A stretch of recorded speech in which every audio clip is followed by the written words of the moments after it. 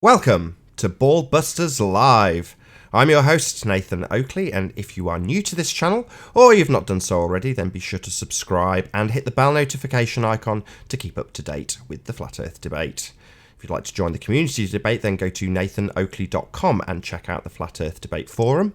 If you'd like to support this channel, there is a super chat that runs alongside each of these shows while they're live, and there's also a PayPal, Patreon and crypto link in the info box below the video. Now, joining me on this BALLBUSTERS tonight is Quantum Eraser, Betty Van Velsen, Sleeping Warrior and Slick James Johnson. Good to have you all. Hey. Hey, good evening. Good evening. Hello. Hello. You there, Slick? Last but not least, Slick James Johnson. Yes, I am there. Hello, good. Very good to have you.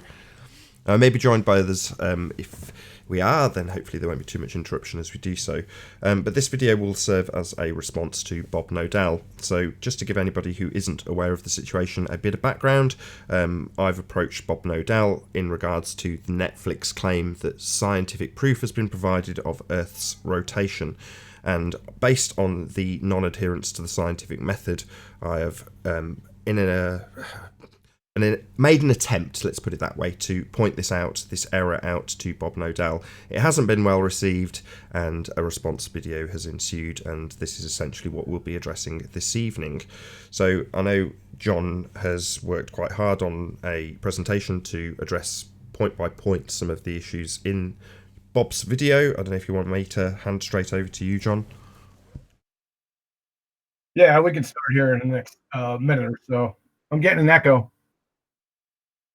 All right, so what I did with Bob's performance yesterday, I pulled out a 27-minute hack from the performance. I'm not going to play the whole video, but we're going to just deal with the more or less attacks against you, right? It's from 12:33 to 29:28. I counted during that time period 42 ad-hom fallacies. So I'm not going to be stopping at those ad-hom fallacies, but there's 42 of them. Maybe towards the end, I might stop. I'm going to do a little freelancing, and we'll pull a couple out. But it's painfully obvious, if anyone's listening to this, what's going down here. So, we ready? Yeah, ready when you are. So what I'm going to do is I'm going to play parts of the video, the screen sharing, fine, okay? Yeah, you present to the audience now so everyone can see. Okay, so what I'm going to do is we're just going to run through the parts of the video, and then I'm going to stop and then remark at the comments. So, let's go. Over to this. And I'm going to take a drink really quick. Okay, let's continue on. So as far as the Nathan Oakley debacle last week, I have received many emails over the past week, and a few were from scientists that sent me information providing proof using Nathan's scientific method that not only proves the Well, number one, we're going to need the names and the disciplines of each of these so-called scientists, Bob, and exactly what they provided. And I sure hope that what you have scrolling on the screen for the next 27 minutes isn't one of which they provided. That rag's not going to cut it. Number two, it's not Nathan's scientific method. It's just the scientific method. Number three, what's this proof? Because for scientific evidence, you have to provide the natural phenomena observed, the hypothesis, the independent, dependent, and controlled variables, and the null hypothesis that was rejected or falsified. Nathan asked you for these on your show, and you didn't provide them, and you haven't provided them here. So we're still waiting on them. also proves that it is the ether that is in motion around the Earth. I have also received the additional data on the Sagnac experiment, and yes, I am absolutely calling it an experiment now, because Sagnac was absolutely operating within the scientific method before, during, and after this experiment? Well, that should be easy to confirm, but we're still waiting. Again, natural phenomena observed, the hypothesis, independent, dependent, and control variables, and the null hypothesis. Just because Malcolm Bowden's video did not go into those details, it doesn't mean that they weren't documented and elaborated upon. They were. Still waiting, and I sure hope that elaboration isn't running on your screen right now. So it turns out that Nathan Oakley was dead wrong about Sagnac and his methods, because like any pretender clown, he not only didn't have the faintest idea what was actually happening in this experiment, but he is also incapable of understanding anything about the actual practice of the scientific method. Nathan has become the king of hand-wave dismissals because he has absolutely no understanding or background in science. Really? Hey, Nathan, what's the scientific method? Observe a natural phenomena, formulate a hypothesis, perform systematic experimentation. It sounds like he knows what he's talking about, Bob. And pretender clown? Bob, you've gone a little too far there, mister. That's copyrighted. It's the description I coined for Dunning-Kruger spinning space monkeys years ago. So you'll be hearing from my representatives. Scientific method was alive and well before the onset of Einstein, and it was at that point where science largely became mathematical constructs and took us off the scientific path for the past 100 years. So you're saying that there hasn't been any actual scientific experiments for 100 years? I got 5 right here. We can go with Kim, Yahoo, a delayed choice quantum eraser, physical review letters in 2000. We got Groblacker, 2007, an experimental test of non-local realism. We got Lackwix, 2011, experimental non-classicality of an indivisible quantum system from nature. Number 4 is Ao-Sung Ma, 2013, quantum eraser with the causally disconnected choice from Pinas. And number 5, Manning et al., Wheeler's delayed choice Duncan experiment with the single atom from nature physics. So that just destroyed your whole point right there. Let's continue. The giants of science, like Oliver Heaviside, Henri Poincaré, James Clerk Maxwell, Albert Michelson, George Sagnac, Edward Morley, and last but certainly not least, Nikola Tesla, all knew of the ether and did many experiments based on the absolute necessity of its existence. Even science today acknowledges it and documents it fully. Okay, ready? Give them to us. Citations, please, from all of your name drops, Bob. And you said science acknowledges and documents? Science isn't an entity or a result. It's a method, the scientific method. Science doesn't acknowledge, document, say, jump, run, swim, point to, or do to hokey pokey. To do such things takes sentience, prescience, and intelligence to be alive. Science isn't alive, therefore, reification fallacy times 2. Let's not forget that if the ether did not exist, the Sagnac effect and ring laser gyroscopes would not exist either. Whoa. Why? Did the ether physically construct the gyros and the Sagnac experiments? That's non sequitur on steroids. So when it comes to science, it looks like we can take the impotent rants of a grocery store delivery boy that thinks he knows everything there is to know about the scientific method, or I can go by the experimental results of the giants in science, physics, and engineering, known as Heaviside, Poincaré, Maxwell, Michelson, Sagnac, and Tesla, who brought us the 21st century technology based on their work. So we got the name drops again. Listen, science isn't adjudicated by dropping names. It's adjudicated by following the scientific method. And we're still waiting for the natural phenomena observed, hypothesis, independent, dependent control variables, and the null hypothesis, Bob. And who brought us the 21st century technology? From Scientific American in 2017. Without quantum mechanics, there would be no transistor, and hence no personal computer, no laser, and hence no Blu-ray players. From the same article, this information age, of course, came about because of semiconductors and solid-state physics, which were enabled by what? Quantum mechanics. From Steven Weinberg, Nobel Prize in Physics. He says, I'm tempted to say that without quantum mechanics, we'd be back in the dark ages. I guess more accurately, without quantum mechanics, we'd be back in the 19th century. Steam engines and telegraph signals. And by the way, engineering isn't science. Neither is technology. One of these scientists disagreed vehemently with Albert Einstein and considered him to be nothing more than a fuzzy-haired crackpot. For those of you that are inclined to believe and follow the rantings of a grocery delivery boy who runs a Jerry Springer-themed hangout, all I can say is you are well matched to the intellect found there, and you are welcome to believe what you want. Do not expect me to bring myself or the GlobeBusters team down to that level of thinking, though.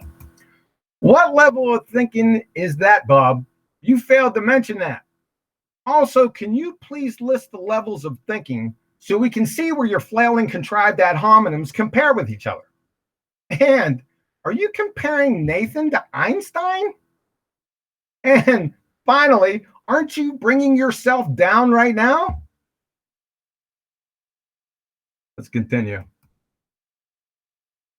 Now, those of you that have not fallen too far into the brain-dead antics of the Nathan Oakley clown show, I would like to point something out that showcases the utter ignorance and stupidity that is apparent from a person with zero training in science. Nathan is always pointing out that in a scientific experiment, one must have a hypothesis, a natural or observed phenomenon, a dependent and independent variable, and finally a conclusion that is represented via a scientific theory. Great. Nathan is correct about this, and no one is disputing this point at all. Well, then the argument's over, Bob. Nathan is correct. That was Nathan's entire argument. So if he's correct, and he most certainly is, then your entire feebly executed crackpot response here is DOA, dead on arrival. We could end here. We could do it, but you didn't end, so we're not going to end. Or did we dispute GlobeBusters when Nathan's hostile guest? Wait a second. You did dispute it when you said science has proven the ether, which is a reification fallacy in pseudoscience, and this hostile guest. I don't know where you got this from. I and many others thought that Nathan was quite reserved. We can all go back and evaluate it again when you put your publicly hidden videos back up, Bob. Nathan, can I just say that I don't think John's sound is coming through. I don't think you're passing it through properly. Yeah, everything's fine. Can I continue? Yeah.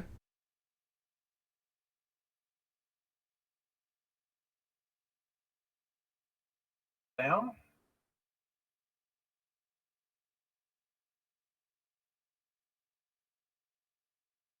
All right, continue.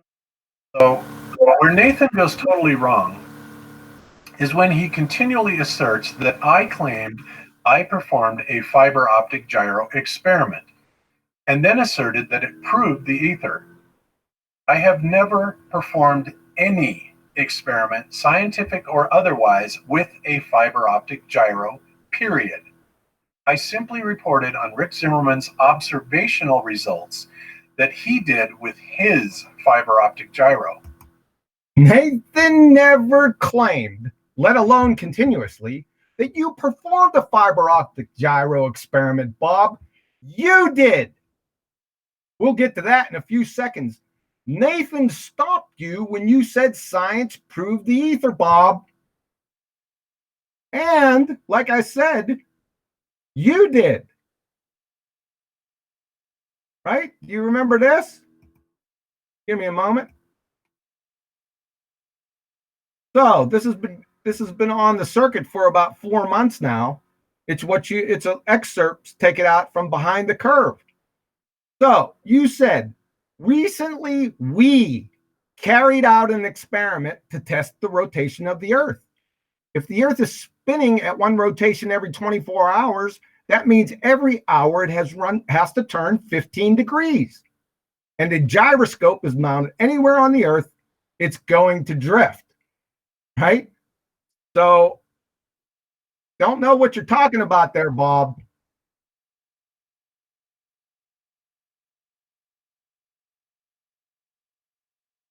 Not make any mistake in the Behind the Curve movie, because all I did was report on those results. Period, right? Yes, we just seen it, Bob. You made a big mistake. You called the gyro an experiment on the Behind the Curve documentary. We just witnessed it, of which it is not, which you have already admitted. Period. During the part of the movie where I was talking to YouTuber X Heliocentric and saying that if the results got out as they were, they would not look good for the flat Earth. Really, Bob? Riddle me this. Why would the results not look good for the flat Earth, since you are already on board with the ether as the cause? Correct? That doesn't follow. There's a contradiction in there, implicitly. So I don't know. You're going to have to square that one away. I'm not saying it. Earth. I then stated that the results were still a secret because Rick Zimmerman had not given me the okay to release them yet. 2 days or so after that video was shot, Rick gave me permission to release those results because we had realized what it was we were actually dealing with. That it was actually the ether that was rotating as discovered by the Michelson-Gale experiment a century ago, and then I released those results along with a comprehensive explanation on the very next GlobeBusters show. So the ether is proved again, now by the Michelson-Gale experiment, right, Bob? Okay, we're still waiting. Natural phenomena observed, hypothesis, independent, dependent, and control variables. Null hypothesis, Bob. Moreover, we already just seen and heard that you said we carried out an experiment with a fiber optic gyro. So which is it? Or would you like to redefine the term we?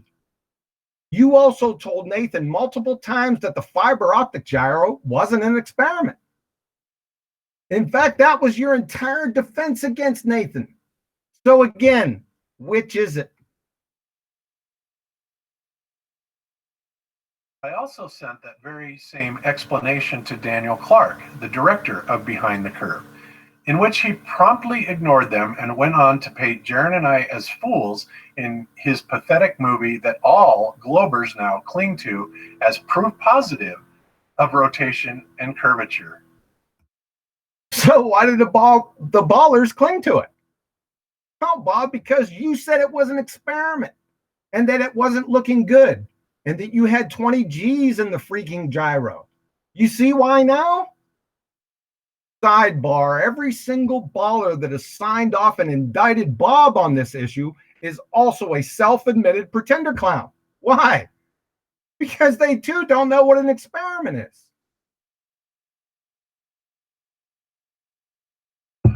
Contrary to popular belief, I was never out to cover up any results of our observations, and if they showed the Earth was a ball, we would report the results honestly.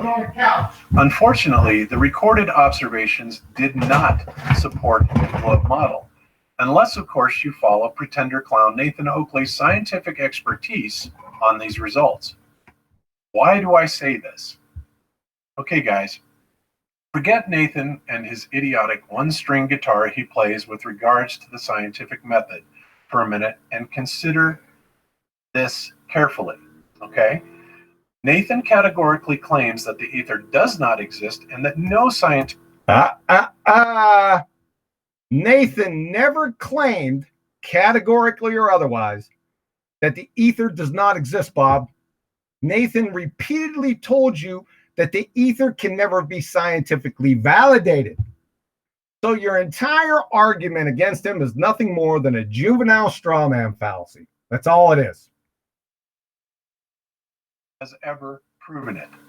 He has said he will debunk any argument about the ether experiment as not being valid because, again, Nathan asserts categorically that the ether does not exist. Well, folks, Nathan's an idiot, and I'm going to tell you what the net result of his grocery store delivery boy scientific training is. Now listen up and listen carefully, because this is really very important, okay? So both fiber optic gyro and ring laser gyro technologies are designed to measure pitch, yaw, and roll, all based on a rotational axis. They are proven pieces of a technology in use by tens of thousands of navigational systems, and they are extremely precise. We don't care about that, Bob. Technology isn't science. That's not the argument. Nathan never claimed that gyros didn't work, for goodness sakes.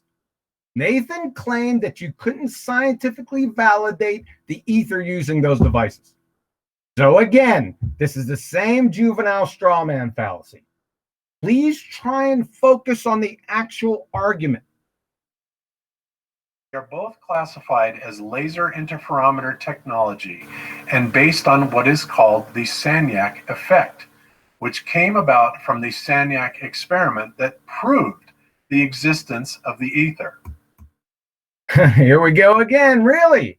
So, please provide the natural phenomena observed, the hypothesis, independent, dependent, and control variables, and the null hypothesis. We've asked this greater than 65 times, so we're going to need it. Nathan Oakley, then we must accept that what the fiber optic gyro, as well as all ring laser gyros, are registering is indeed Earth rotation. Wrong.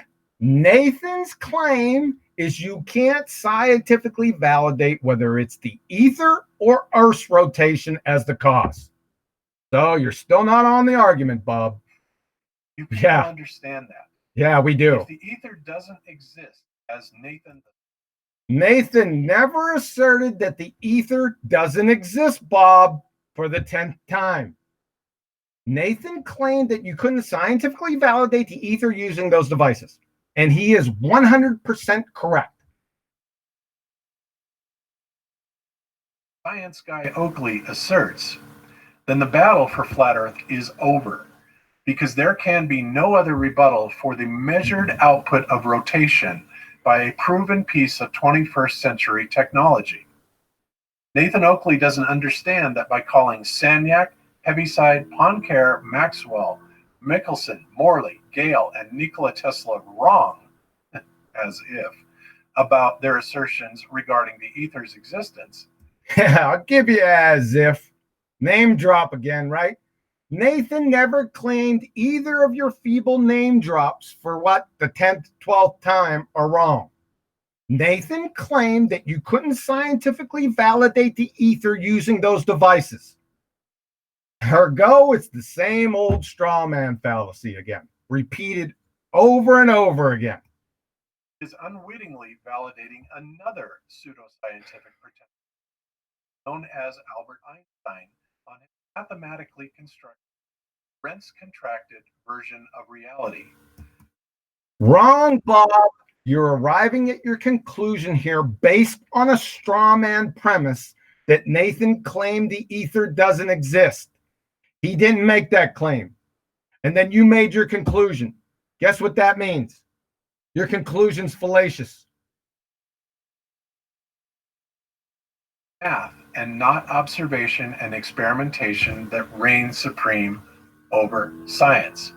People, the ether exists, and it is the ether that the fiber optic gyro and ring laser gyros have detected, and we have proven that in a myriad of ways on GlobeBusters.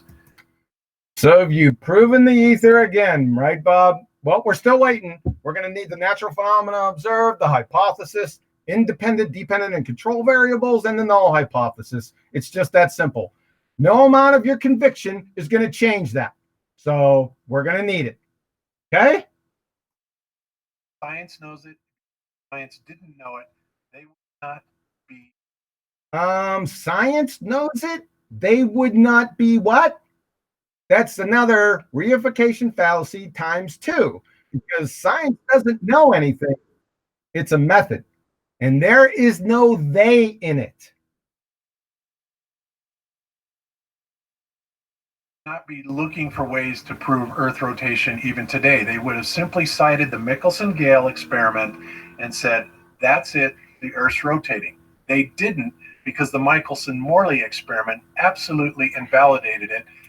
It dismissed the possibility of the Earth traveling around the sun at 67,000 miles an hour, and on and on and on. I have talked about this on GlobeBusters ad nauseum because I have researched it ad nauseum. All right? Nathan Oakley does not know what the hell he is talking about. And in fact, if you listen to him, the only thing you're going to get out of it is an idiot that is claiming that the ether doesn't exist and therefore essentially supporting the idea that the Earth is spinning. All right? That is the point here. Ad nauseum, yeah. Same straw man again, ad nauseum. Nathan, again, never claimed that the ether doesn't exist. All right? That is the point here.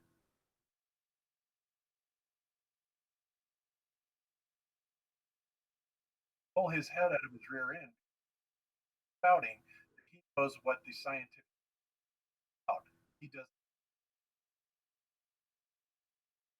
He does. You don't.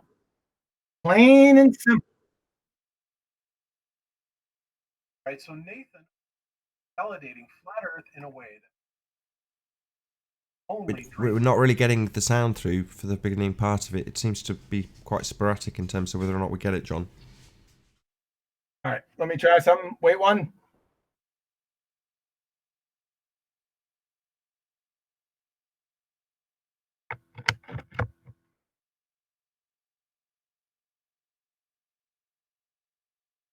All right, you got me? Have a try. Hopefully we'll get sound. Let's see if we get sound from this. Let me go back. Let me try. Tell me if you hear this. No, now we're Are getting you nothing. hearing that? We were getting sound. It just stayed quiet for periods of chunks of time, like really quiet. Okay, was it good here for when I just did it? No, we got nothing.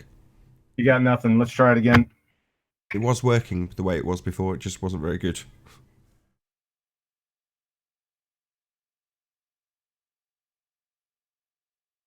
Let's try it again. all about. He does not. Okay? Plain and simple. How about now? Yeah, that seems to be working again. I'm also getting an echo too. Is everyone on mute in this hangout? Yeah, everyone's on mute. Okay, I'm going to start it again. Here we go. Right, so Nathan Oakley is invalidating flat Earth in a way that most baller shills can only dream of. Nathan's not the one dreaming here, Bob. We know who the one is dreaming. You. And any one of you that agree with him and his idiocracy might as well throw in the towel right now and declare the Earth is a spinning ball. But don't forget to keep throwing those super chats Nathan's way, because that is all he cares about after all. Fortunately, there are people like me, GlobeBusters, and FE Core in this community who are capable of seeing and knowing that Einstein and Nathan Oakley are wrong. Whoa, Nathan, did you ever think in your wildest dreams that you'd be classified with Einstein? Unbelievable. In their Continue. dismissal of the ether, and are working on explaining its nature both by observational test and experimentation. And I will also add, also by bringing the historical facts and discussion of the ether to light and also the fact that every scientific experiment performed has always returned a result of no motion to this earth. Okay? So it is fortunate for the community that FE Core exists. FE Core is about performing true observations, science, and experimentation, and is dedicated to understanding and revealing the phenomenon that we have been lied to about for centuries. FE Core is made up of an impressive and growing group of scientists and engineers who realize that science has indeed been hijacked and compromised, as Nathan so astutely asserts. Unfortunately, and this is the whole ball of wax. Bob and FE Core. This is why Mike Kavanaugh, the president of FE Core, clumsily subsumed the argument levied against you, Bob, from Nathan. Because FE Core has splattered all over their website the term science, the true scientific method, and experiments. Let me ask you a question. What would happen if funds were solicited for experiments when there were no actual experiments conducted, right? And we're going to need a list of these scientists in here. And engineering, like I said, isn't science. So we got a big problem there.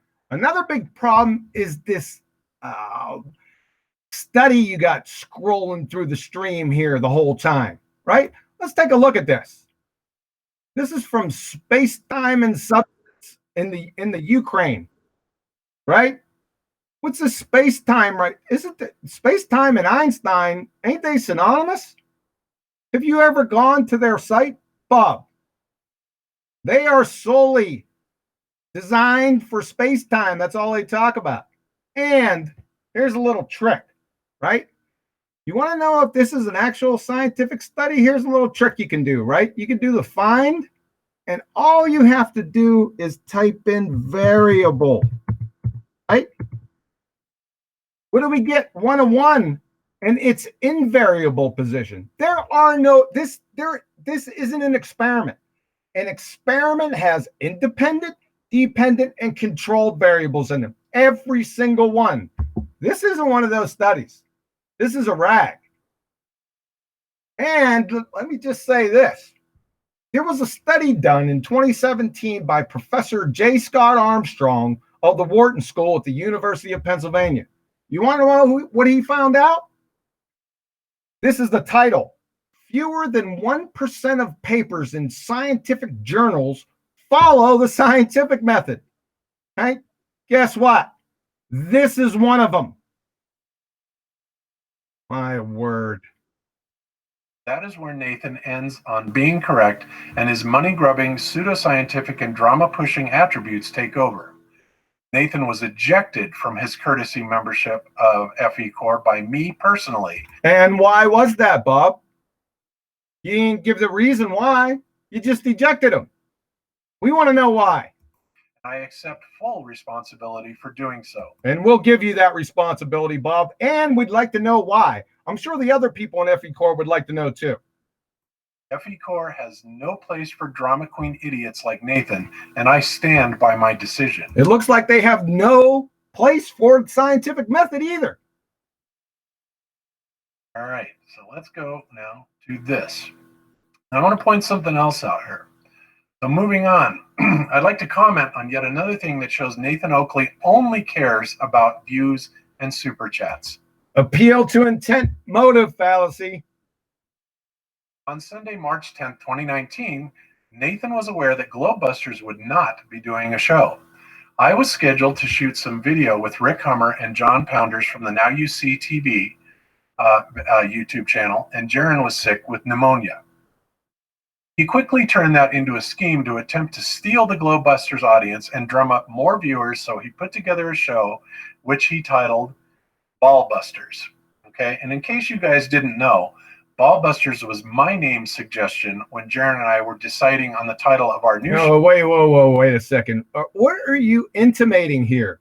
Are you saying Nathan kind of divined your thoughts from the past or something and then came up with this? I mean, where are you going with this? 4 years ago, but we decided to use GlobeBusters instead because the name did not sound quite so crass. Yeah, well, we like crass. Anyway, Nathan seized the opportunity to gain more followers to his shit show and not only put Globebusters in the title, description, and keywords, but he also ran this show under our normal Sunday time slot. He did this because he knew people would be searching for Globebusters because our video content was down and we were not live. This is riveting. So what? Doing that worked out quite well for Nathan because by doing that, he now has over 6,000 views on his video, where over half of it is nothing more than the panel talking about me and the mistakes I allegedly made. Yeah, they weren't alleged. You made mistakes, and we pointed them out again here for everyone to see. I mean, they're real easy. Not to mention a few choice insults that were in there as well. What insults? There weren't that many insults in there. We were trying to cover for you and trying to help you. That's what we were trying to do. All you had to do was own up to it. That's it. Just say, hey, listen. Yeah, I see it. I made a mistake. That's it. It would have ended. All would have been forgiven and forgotten. But this is where we're at. Was yet another evidence that Nathan was never out to try to help me or anyone but himself. Here we go again. Another appeal to intent motive fallacy. Nathan could have simply chose to contact me in private to express his concerns, but that would not generate any super chats, drama, or subscribers, so he was not interested in that. By the way, there was also one other troll in the community besides Nathan, who used this tactic to steal Globebusters viewers, and it worked equally well for him, as he also had record numbers for his shit show. Yes, that was none other than Timmy Osman. So now you compared Nathan with Einstein and now with Timmy Osman. That's great classifications right there, boy. All right. So now I have to ask, I should say, the Flat Earth community a few questions. Yeah, we'd like to ask you a few questions. We want some answers to the questions that we already asked for like 65 times. Did Nathan Oakley really care about helping me? Oh, geez, another appeal to intent motive fallacy. Here we go My again. moment of despair and Appeal to emotion fallacy. correcting a wrong, or did he use this opportunity to berate me as a result of a 2-year-old chip on his shoulder? What are you divining his intent for? I mean, what do you have special mind powers? We'd like to see those. We want to see the method that you use to arrive at that. Is Nathan Oakley qualified in any way to dictate what is and is not science? Yes, he is. I qualified him. Any questions? No? Is that a rhetorical question? Correct. I said no. Yeah, it was a rhetorical question. To you, I answered it. Did you hear it? Mm-hmm. All right, let's roll on. We're almost done. In supporting Einstein's assertions that there is no ether.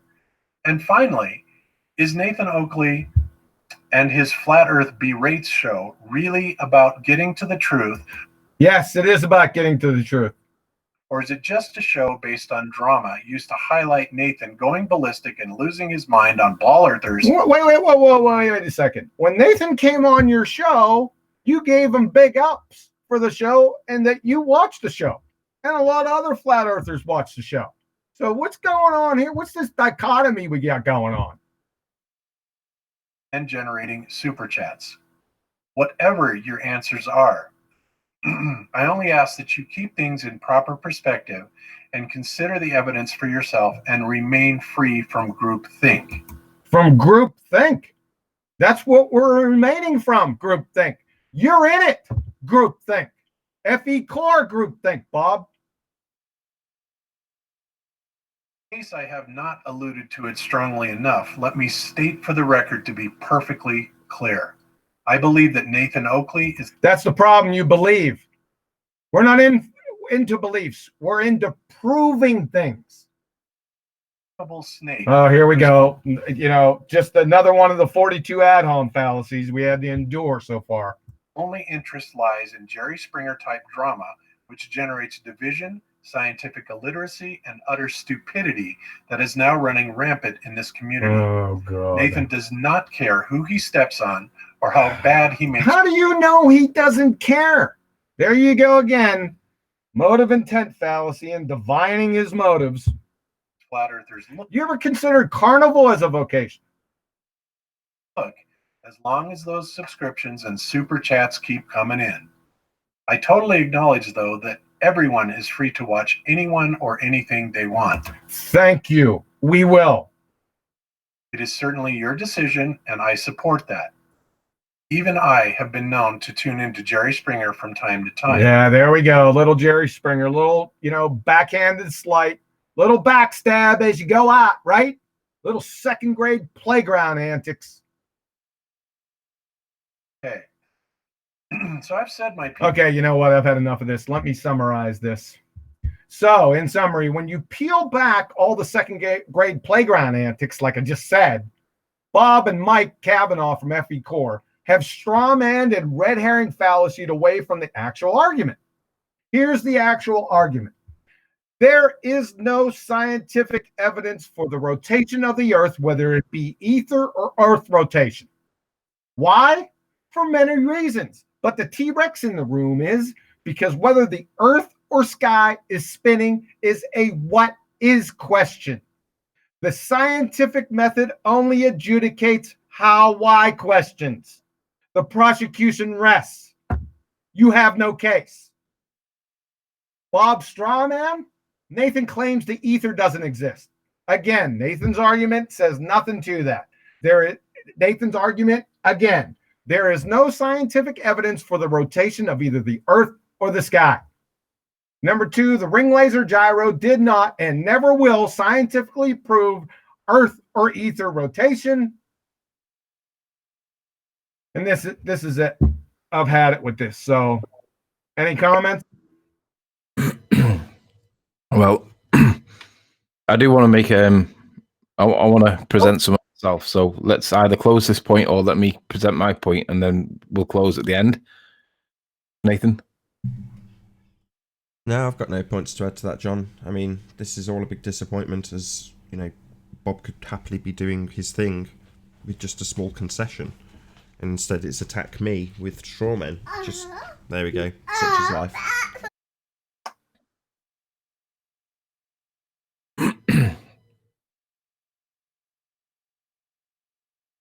Slick? Betty?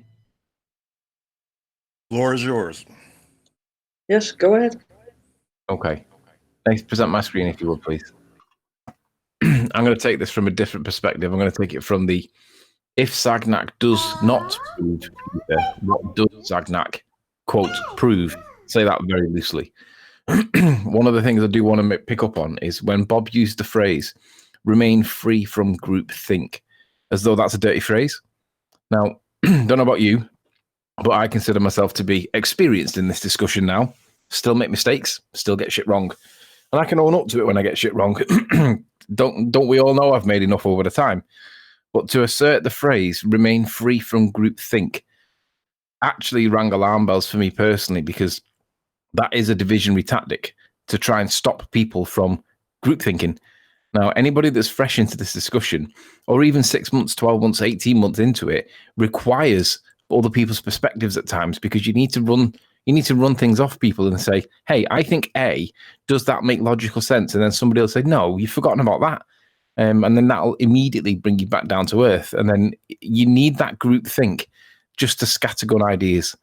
Because whilst we're all working out what's going on, to not be part of a group think would be suicide. So when he said that phrase, that for me was like, whoa. Second to that point is that when we were part of group think, look what happens when Nathan puts his head above the parapet and says, hang on a sec, I'm not sure that's right. Off with his head, to quote a better phrase, because that's literally what it was. So you can't criticize on the one hand remaining free from group think, whilst on the other hand, you slice off someone's head for disagreeing with you on topic on a point that is both valid, legitimate, and credible. I think that is an alarming sentence to say, because it is loaded. And that was an immediate reaction of mine when I heard him say that. I just thought, whoa, alarm bells were ringing. So what I'm going to do now is move back to the main point that Bob makes. And our point is that it doesn't prove that ether either exists or does not exist. It doesn't prove that ether was manipulated. The Sagnac experiment, which I'll demonstrate in a sec, what you can do is you can type in scientific method, manipulate the independent variable, and then just hit enter. And then what you can do once you get enter is you get the results, and you can look through any of these results, and they all say the same thing. If it's a scientific experiment, you've got to manipulate it, right? That is the reason why I played that song, Wiggle It. Because people remember the tune. People remember you've got to wiggle it to prove that it is science. In here, it says in blue. Just in case you're unsure, blue doesn't mean Dell's room. Blue means the text that's on screen that's highlighted in blue. The thing that is changed on purpose is called a manipulated variable. Sometimes it's called the independent variable. Designing the manipulated variable is a critical part of the experiment. It goes on, but you can click the link and you can read about it. It is required. There are numerous citations about manipulating the independent variable. Your independent variable is your presumed cause. That's what you think is causing your effect, whatever your effect is. The Sagnac experiment, or Sagnac, if you want to pronounce it the way that the French say it, it's not easy to establish it's not easy to establish what Sagnac thought was the dependent variable, because A, it's old French, and B, it's French. So it's not easy to find anything other than, and I don't believe there actually was one.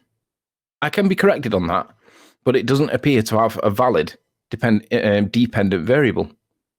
That's a problem, because part of the testing is to manipulate your independent variable to observe the effects it has on the dependent variable. So it's not clear to establish what is the position originally in the paperwork. I've tried, and if there's somebody out there with a translation that's credible, then maybe I can be wrong. Maybe there was an observed phenomena. But in the absence of it, I don't know how he knows what is Sagnac's position, because it's French and it's Gothic in its style. It's old. But Bob makes a point about how all the previous experiments from Michelson Gale, Michelson Morley, Sagnac, and so on, he lists Lorentz, he lists about 5. He makes a point that all these he'd rather trust these scientists than a grocery delivery guy. Well, let me just put this into context, because that sentence is relevant. By 1915, Einstein publishes his general theory of relativity. By 1920, Einstein says that special relativity does not require rejecting the ether, and that gravitational field of general relativity may be called the ether to which no state of motion can be attributed. That to me sounds like bullshit, nonsense, crazy stuff. But that's what is credited on the chronology of the luminiferous ether. And in 1920, that's the key date you need to be aware of. Now, bear in mind that Bob says that all the scientists all claim that the ether did exist. At least according to Wikipedia, it says by the 1920s, most scientists actually rejected the ether's existence.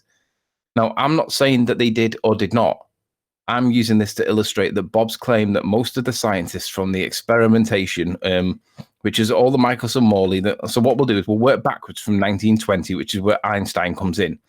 Now, bearing in mind that by 1920, Einstein, most scientists did not support the existence of the ether, we can see some of the names that Bob references. We've got Sagnac, we have Lorentz, we have Miller, Morley, we have Lorentz again, Michelson Morley, again Lorentz, Michelson.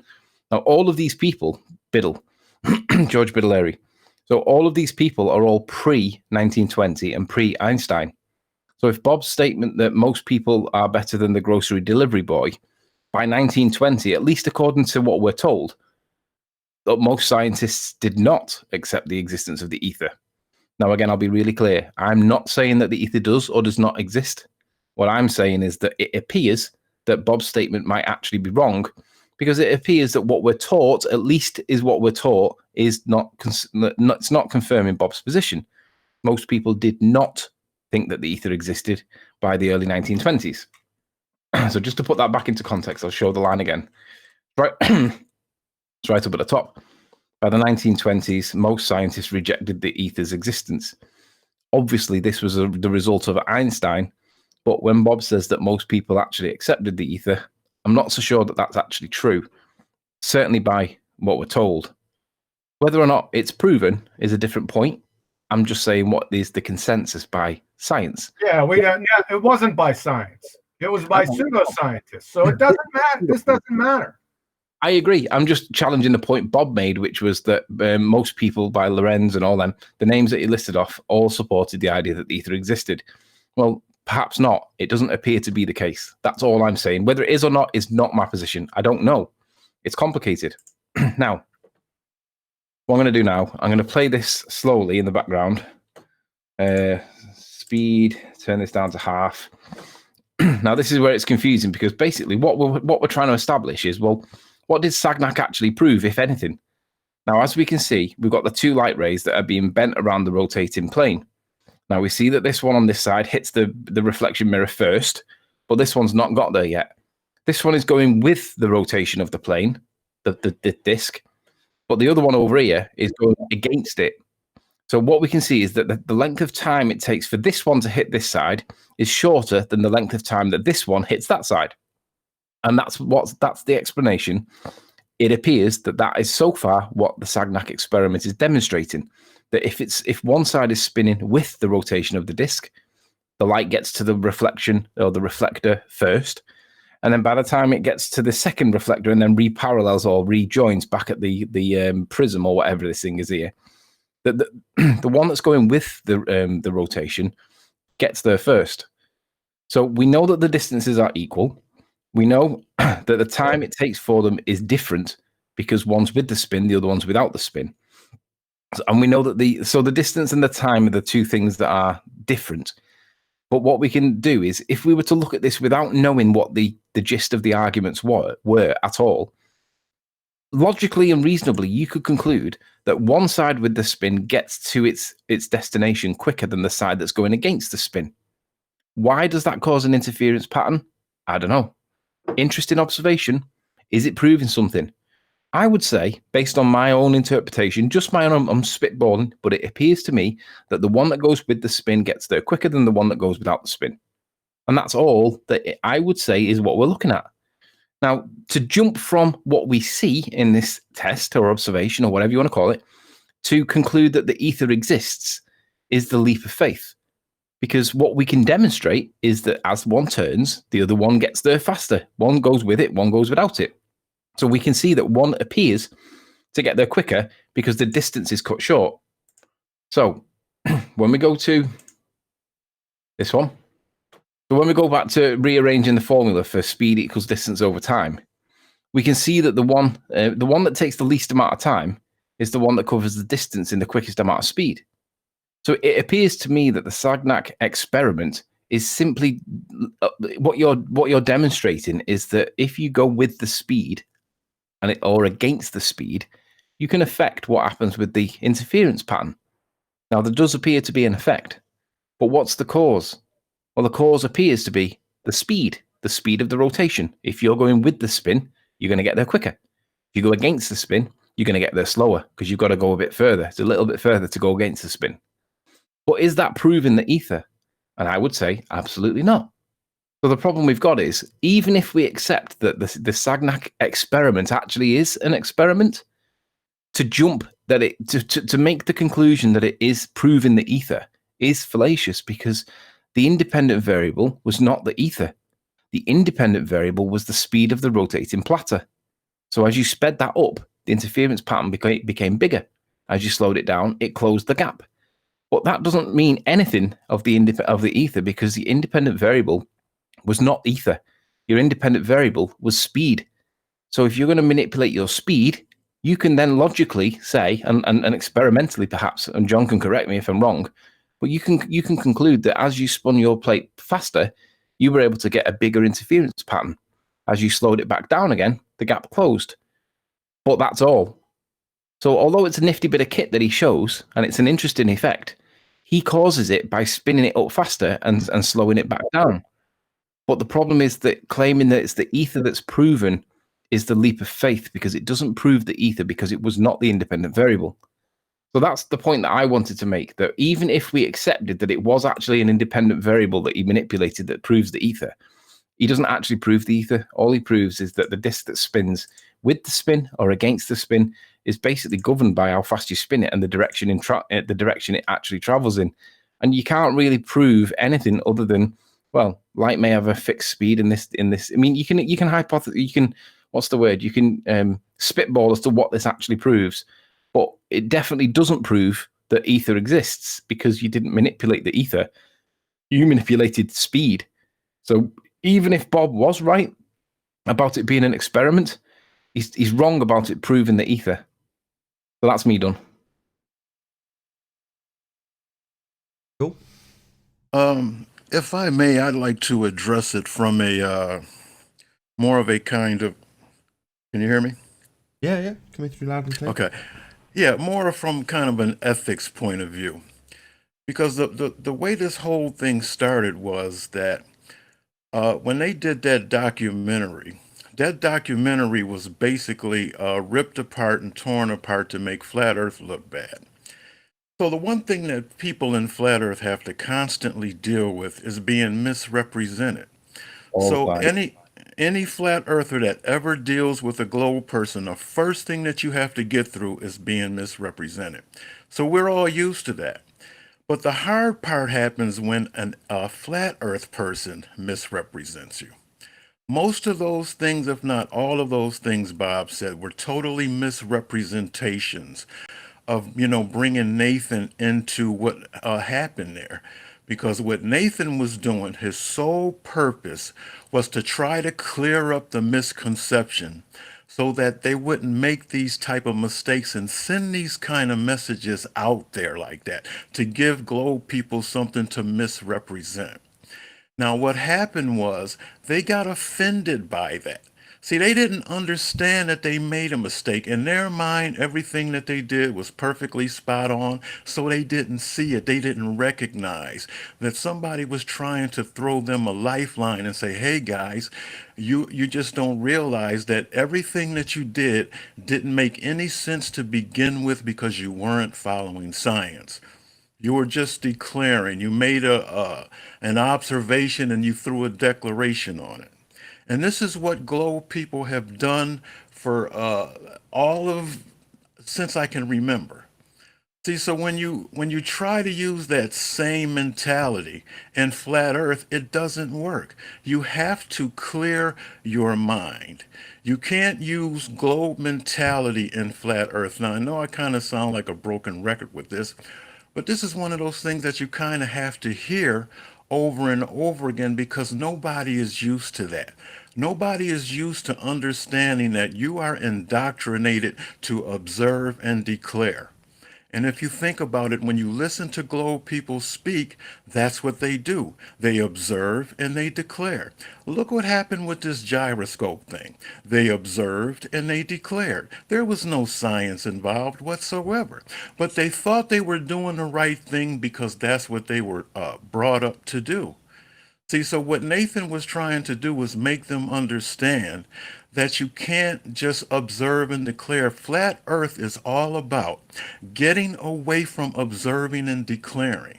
If you observe something and you can't understand it the scientific way, then you have to let that go. It's okay not to know. We were talking earlier about the distance to the sun. It's okay not to know the distance to the sun. It's not a major issue that if you don't know every single thing about the universe, that is going to be a problem. And that's where most of our problems are stemming from. If you're going to be in flat earth, this is a message to anybody in flat earth, you have to clear your mind of globe mentality. You have to do that first. You can never, ever for 1 second understand flat earth through the lens of a globe earth. Thank you. Pleasure. Any more for any more? That's it for me. Come on, Betty, at least say something. Yeah, what can I say? What can I add to this? I mean, it's all been said, I think. I still have. There was one line that Bob said with that the ether spins, that was detected, and I think, well, okay, so now a sort of ether spins, and I think that is still something that people can pick up and think that it's still then the rotation of the Earth. So how do we get any further with acknowledging or not acknowledging an ether? It is not scientifically validated at all to begin with. But what does it bring us further in the whole thing? So I think that when he was talking about the experiment in the Netflix documentary, I think, well, he was not on his guard, and even though he said, well, he didn't get the chance or the acknowledgement that he could give away some more of the gyro experiment. So I think that's wrong. I think that he was really surprised that the gyro did not what he wanted or expected to do, and now he has to make up with the ether. So he needs the ether too much to Yeah, work. that's the bit I'm not sure about. He does definitely want to hold on to that ether. Don't take my ether away. I don't know why he wants to. He obviously, I don't know whether he's vested a lot in it, or I don't know whether he's just like confirmationally biased with it or what. But what I do know is that if you're going to make the assertion that it proves something, I'm going to repeat what I said. You have to wiggle it, because if you didn't wiggle it, you didn't prove shit. So measuring something is not the same as wiggling it. And whatever we measured in the Sagnac experiment, yeah, you're getting a wave, you're getting like an interference pattern. But that's the measurement. That's what you're observing. That is your dependent variable. And the thing that we did manipulate, the presumed cause, definitely was not the ether. So if you're going to claim that it was it did prove the ether, sadly not. You've got to manipulate that ether, because if you didn't wiggle it, then you haven't proved shit. So you can get all pissed off and butthurt if you want, Bob. You can slice people's head off, and you can manipulate people if you want to. But I'm going to remind people of that phrase that he said right at the very beginning, because I find it pertinent. Remain free from groupthink. I admit that I'm not intelligent enough to understand everything. I don't profess to. I'm not a physicist. I've not studied physics. But what I have studied is evidence. And when someone tells me this proves that the murder weapon was definitely a knife, and it turns out that it wasn't a knife at all, it was just a shard of metal. But I can work out weak evidence from strong evidence, because that's what I was trained in. Does it prove the point that's being made? And the Sagnac experiment, as cited by Bob, does not prove the point that Bob claims it proves. It was not proving the ether. If it was proving anything, I would assert that it appears to prove, perhaps maybe, that light travels at a finite speed in the medium that experiment took place in. Because one did seem to get there quicker, the other one seemed to get there a little bit slower. I might be wrong, but it definitely didn't prove the ether. So let's just remember that phrase that he gave: remain free from groupthink, after slicing Nathan's head off in the FE core chat, because whatever reason. And we can all imagine what that reason was, but he's the one that's claiming remain free from groupthink. Well, I'm not intelligent enough to work it out on my own, Bob. I need that groupthink, because I need the context, I need the background, I need the conflicting opposing evidence that seems to make sense at the time without knowing that opposing evidence. But when you get told about it, oh shit, yeah, you realize that you've got something wrong. So let's not remain free from groupthink. Let's unite and put our brains together, because we can't work this shit out on our own. Yeah, it's all right pushing that you shouldn't be free, you shouldn't be indoctrinated by groupthink, but I wouldn't want to do this on my own. So if you're going to push the division card, I'm going to say that that's a dividing rule tactic. Maybe not. But let's not be afraid of a little bit of unity. It's not a dirty word, despite people pushing it around as though it is. Unity, cohesion, and even like the ability to disagree is not a dirty word. So why is it the case that people have to fall out with people over the shit like this? It's stupid. I'm going to say that it's purely egotistical. It's got nothing to do with the point in hand. And it is pride and ego, selfishness. So I'm done. Well, the damnedest part of it all is the entire thing is moot anyway. Why? Well, there is no Coriolis effect with the Earth, right? Yeah. It's all this is all moot. It's ridiculous. Agreed. Oh, I do want to say one last thing. Bob criticised Nathan for picking the word "ballbusters." Let me just tell everybody what my suggestion was. My suggestion was, what was it now? Globe busters. It was Flobe flusters was my suggestion, because anything that we do is always called like Flobe instead of Globe, because it's us. And then flusters, panic, stretch, panic. You know what I mean? Flow flusters. I thought ball busters was very neutral, very kind, very like non-poking the bear. I know you took it that way, but I'd have gone with flow flusters, to be honest, Bob. Any more? I just got one more quick point that I wanted to clear up. The Sunday slot. There seemed to have been a problem about the... Can you hear me? Yeah. Sorry, go on. There seems to be a problem with the Sunday spot. Now, what I don't understand is, why would Bob get upset about somebody coming in and filling flat earth material in a place where there's nothing going on? You know, it's not one of those things like a player retires his jersey, and just because somebody is not occupying a certain spot, well, all of a sudden we have to reserve this slot of time in memoriam for another show until it comes back. So that was my take on that. I don't understand it. I want to get as much flat earth content as I can. And if a space opens up, I am surely happy to see anybody step in with some flat earth material and fill it, because it's not like we have it all. I mean, mainstream owns everything. They own 99% of all content. All we have is a little bit. So if the door opens up for flat earth content, somebody from flat earth, please step in and fill it. Thank you. Nathan, you're not going to get away with rounding out. You need to conclude. Oh, absolutely. I'm gonna put my 2 penny worth in. I just want you guys to go first. So I'll do a few shout outs to the super chatters first. So I will preface this by saying I am very, very grateful to all of you who support the show, especially by smashing the super chat. Yeah, it's a bit more fun than, you know, various other means that you can support the show, and I realise that YouTube get a cut of it. However, it's part of the engagement of the show. I like super chats. But there we go. I'm just going to shout out the people who super chatted in this show. So Eagle Plane and Anchor, thank you very much. Colin Turner, really appreciate your support. Mind of God, thank you very much for hitting the super chat. There's a couple that are doubled. I won't shout you out twice. Rob Wiggles, thank you very much indeed. Synth Hacker Bear, thank you very much for hitting the super chat. Earth is seriously flat again, thank you very much indeed for hitting the super chat. So I think, and again for hitting the super chat, Earth is seriously flat. So that's all the super chatters out of the way. Thank you very much for supporting the channel.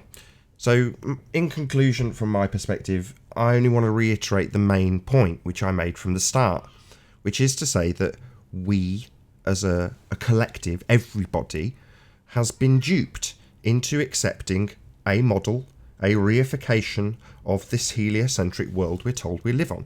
And the way they've done it is by telling you that they've got something empirical. And the way they do that is by using the terminology of an empirical method, the scientific method, and attributing it to things that have just been declared. And this exact methodology of making a declaration of science when there is none is what Bob has fallen victim to. Now, I don't want to penalise Bob for this. I just want him to understand and accept it so that moving forward, he can no longer apply scientific terminology that he has been in the past to observations, technology, whatever it is that he's doing. So if I'm going to check Ranty and Anthony and the Globers on the panel, and there's somebody in our midst that ends up putting themselves onto national television or worldwide television, I don't know how far Netflix expands, and what your misunderstanding has led an audience to believe is that one of our own flat earthers has proven that the earth spins with science. That's the bit I take issue with.